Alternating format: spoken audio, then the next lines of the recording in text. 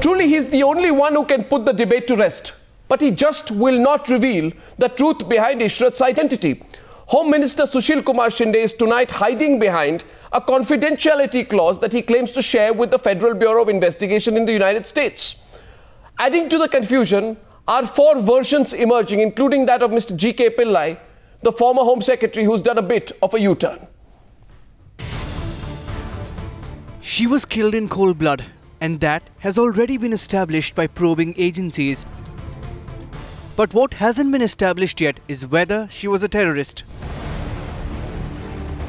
Times now has accessed an NIA note which shows that the investigating agency had in a note revealed that Headley had named Ishrat Jahan being part of a terror module to interrogators.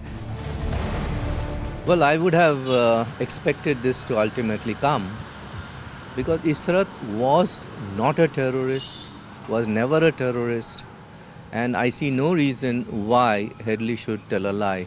CBI, who is investigating the entire matter based on the SIT team report which was filed in December 2011.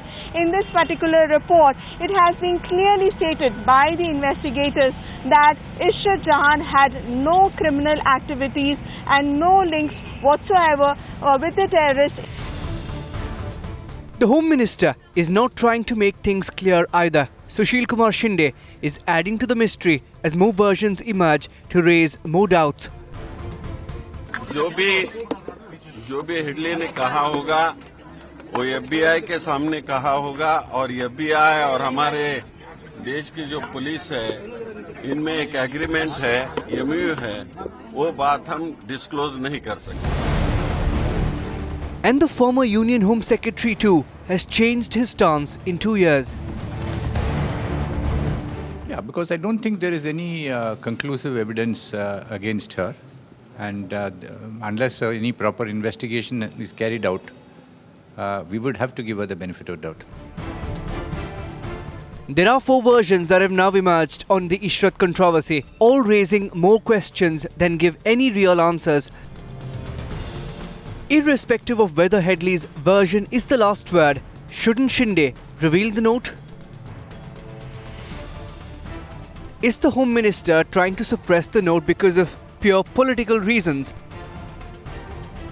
And why is the Congress not pointing out the inconsistencies in the position of G.K. Pillai? Nobody deserves to be killed in the manner in which Ishrat was, but isn't it time that at least the truth emerges to put to rest the real truth and the debate about her identity? With Poonam Agarwal in New Delhi, Niranjan for Times Now.